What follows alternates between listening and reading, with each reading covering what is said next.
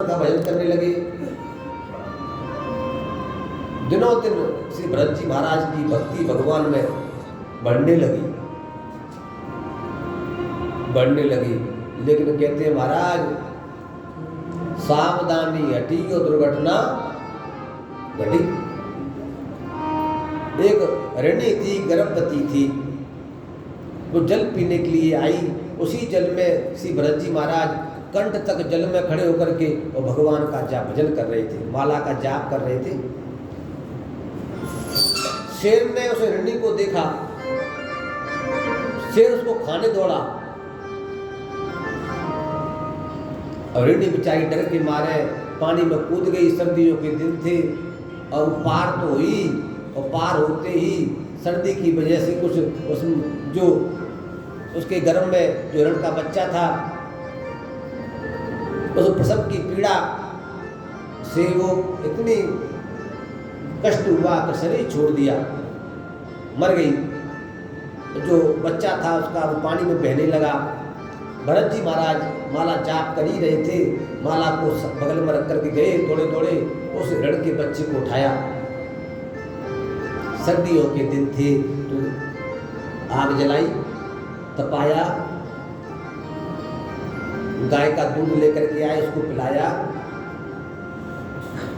बालक वो जो हिरण का बच्चा था वो थोड़ा सा सर्दी से बचा और हरी हरी घास खिलाने लगे, गाय का दूध पिलाने लगे।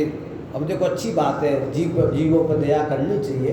भरत जी ने अच्छा किया, लेकिन ज़्यादा अच्छा जब रहता जब उसको 2-5 दिन के बाद में जंगल में हिरणों की झुंड में जाके छोड़े आते, लेकिन ऐसा नहीं किया। अब तो मन हिरण के बच्चा में लग गया, हिरण के बच्चा में मन लग गया। कहाँ एक दिन में 500-500 हजार जहर मारा करते थे, अब मालाएं कम होती गई, सारा ध्यान उस पर रहता। माला लेके बैठते तो वो आकर हिरण का बच्चा कभी कभी पीठ को चाटने लगता, तो मन में सोचते से बेचारे का संसार में कोई है नहीं, माँ मर गई, मेरे को सब कुछ मानता है। माला छोड़ के उसके साथ में उसको कभी जल पिलाते, कभी घुमाते, ऐसा करते। महाराज कई लोगों को हमने देखा है, देखो कहते हैं कुत्ता है, कुत्ता पे दया करो, उसको रोटी खिलाओ, पर इतनी ज़्यादा दया मत करो कि उसको अपने गोद में लेके घूमो। हाँ, ऐसा नहीं। डोगरे जी महाराज भागवत जी में कहते थे, जो घर में कुत्ता पालते हैं वो अपने अगले जन्म की तैयारी, कुत्ता बनने की तैयारी करते हैं, ऐसे कहते थे। घर में डॉग कुत्ता नहीं पालना चाहिए। कई लोग तो उसके मुंह से मुंह लगा करके महाराज क्या बताएं घूमेंगे। जिस घर में कुत्ता होता है उसके पितृ भी प्रसाद ग्रहण नहीं करते हैं, भोग लगाते हैं, सत्य बात है भाई। कुत्ता है, जीव है, दया करो, रोटी खिलाओ खूब उसको, लेकिन ये नहीं कि उसको घर में ही उसको रखो। तो महाराज एक हमारे मिलने वाले निर्मल नगर में रहते हैं शिष्य है, उन्होंने पाल रखा है कुत्ता और खूब बुलाते हैं, लेकिन हमारा जाने का मन, उन्हें घर के बाहर से निकले आते हैं, बैठ पूछे स्कूल के पास में रहते हैं, माहेश्वरी है, लेकिन जाने का मन नहीं करता। वो क्यों नहीं करता? बात जाते भी और वो भजन भी करती है। उन्होंने मंत्र लिया है तो एक दिन में 60 माला भजन करती है, लेकिन वो हमने 1-2 बार उनसे कहा भैया ऐसा करो, देखो ये क्या है, कुत्ता को तो आप बाहर ही छोड़ो, घर में मर को बार हाथ लगते हैं, और देखो, और फिर आप रसोई में जाती हो, ठाकुर जी का भोग लगाते हैं। तो कहने यही देखो, फिर क्या है, मन ऐसे ही भरत जी का उस रण में लग गया। राजा थे, चक्रवर्ती राजा थे, लेकिन राजकाज छोड़ करके महात्मा बने, तपस्या करने के लिए आए, और फिर भी आए थे हरि भजन को उबटन लगे कपास। महाराज अंत समय नजीक आया, प्राण निकले तो अंते मति सुगति। मन में सोचा मेरे जाने के बाद इसका क्या होगा, इसका बेचारे का क्या होगा, इसका कोई है ही नहीं। तो महाराज अगले जन्म में हिरणी बने, लेकिन जो भजन किया था उससे उनको पता था कि मैं पहले राजा था, मेरे से गलती हो गई, हिरण में मन लग गया, इसलिए मैं हिरण बनना पड़ा। तो हरी घास नहीं खाते क्योंकि कीड़े होते हैं, झुंडों से दूर, हिरणों के झुंडों से दूर रहते। एक बार जंगल में दावाग्नि आग लगी, सारे हिरण भाग गए, ये नहीं भागे, अग्नि में जल करके शरीर छोड़ दिया। अगले जन्म में एक ब्राह्मण कुल में जन्म लिया।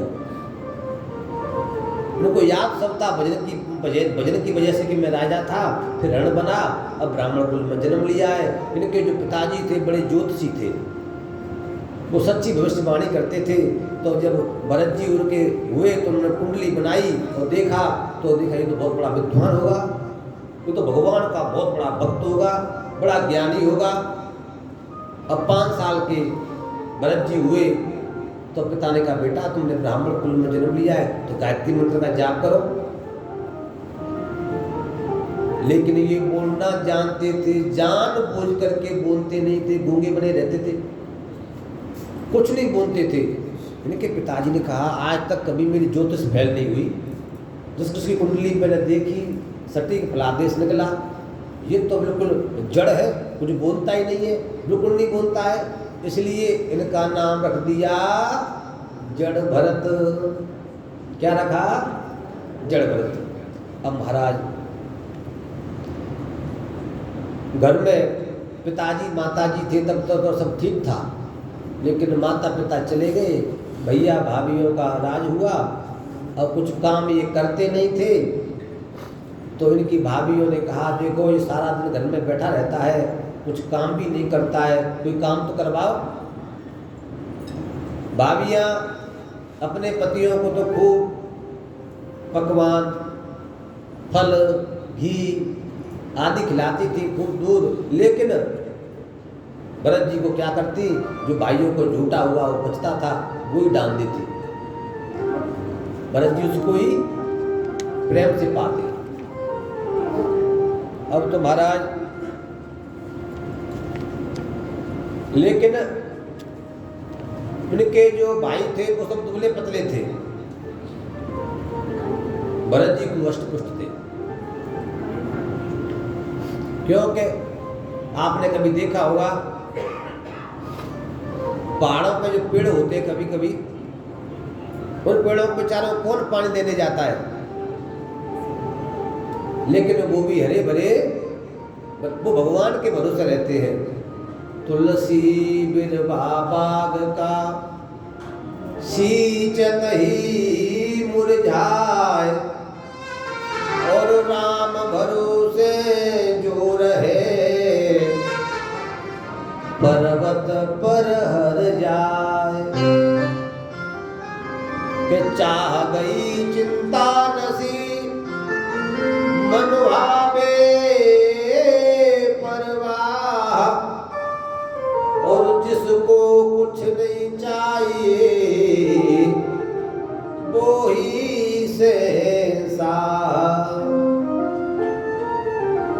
एक दिन भाई ने कहा, ये कुछ काम करता नहीं है, खेतों में ले गए और खेतों में बोले, एक हाथ में फावड़ा पकड़ा दिया, जब तू और कुछ नहीं कर सकता तो हमारे साथ में देख देख के कम से कम क्यारी तो बना।